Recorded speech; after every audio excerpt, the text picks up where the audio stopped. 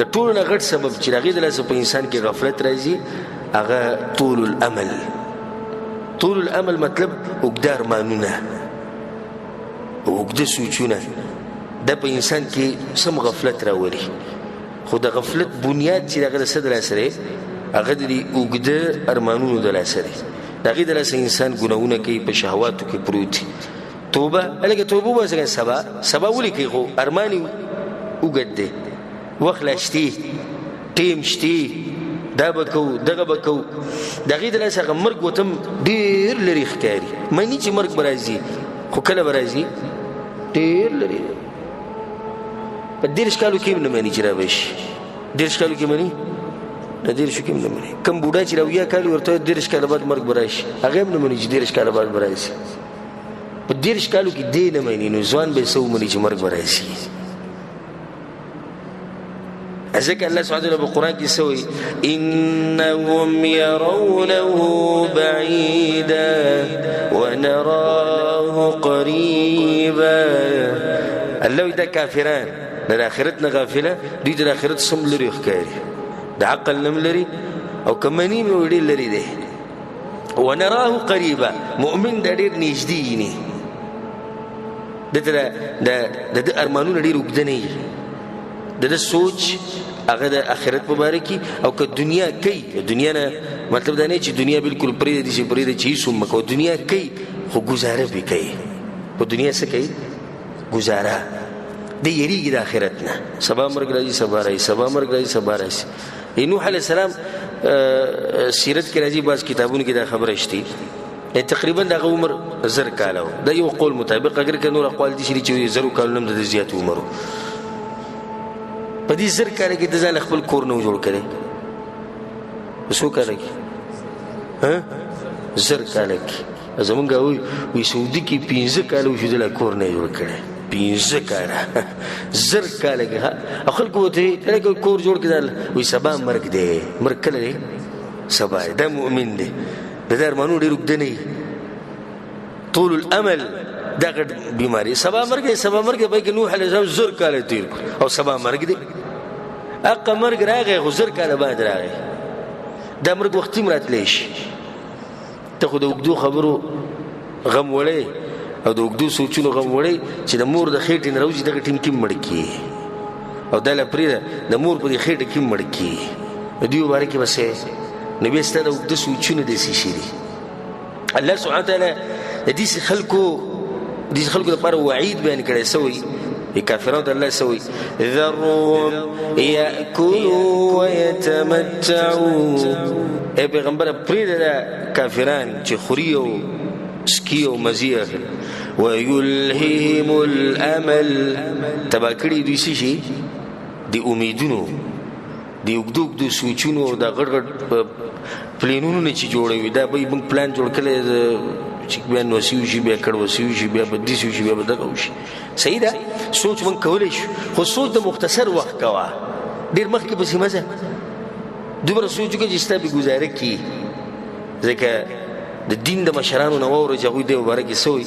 علي بن ابي طالب رضی الله عنه وایي د ملګرو ته نصیحت کوو، د 2 خبرو مبارک زه په تاسو ډېر یېرېږم. هغو ته یې کومې خبرې وي؟ طول الامل واتباع الهوا، اوږده ارمانونه او د خواهشاتو تابعداري کول. ولې ته یېرېږي او ولې دا خلک د دین نه منع کوي؟ جواب، علي بن ابي طالب رضی الله عنه وایي اوږده ارمانونه د انسان نه آخرت یېروي. لکه اوس مثال کې زما سوچ دی چې سبا به زما دا بچي لوی شي، بیا به د دوی اولاد یې دا به څه کي. اوس ګوره آخرت بلکل سیټ ته دی. ګورئ ځکه چې دومره مخې ته تله دا کېدی نه شي چې آخرت ته ما ته منځ کې راشي او زه دې بیا هم دومره مخې ته ځم. که ما ته آخرت مخې ته راغی نو بیا دا خبره مخې ته نه ځي. خو دا خبره چې دومره لرې لاړه او دومره دا سوچونه مخې ته لاړو، آخرت یو سیټ ته پروت دی. قبر دا ما غاړې ته کړی، مرګ دا غاړې ته دی، الله سره ملاقات دا سیټ ته دی.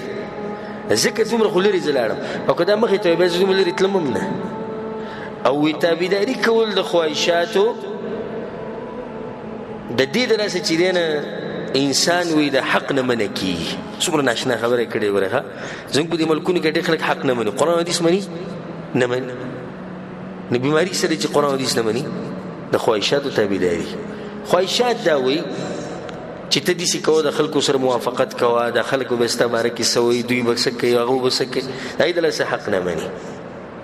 امام حسن بصري رحمه الله څه وایي، ناشنا خبره کړې ده، وایي ما اطال عبد الامل الا اساء العمل.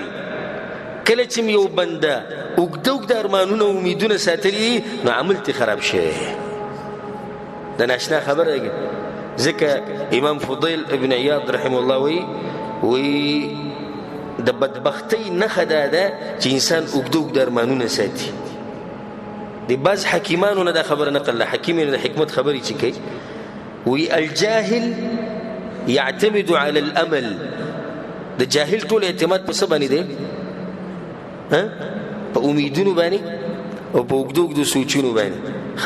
والعاقل يعتمد على العمل. الجاهل يعتمد على الامل والعاقل يعتمد على العمل. او د دې اعتماد په عمل باندې دی، په مهنت دی، په کوشش دی چې به آخرت ته را روان دی، هغې دپاره کوشش کول غواړي. په یو روایت داسې راځي په هغې کې دا دي وایي څلور خبرې د بدبختۍ نښې دي.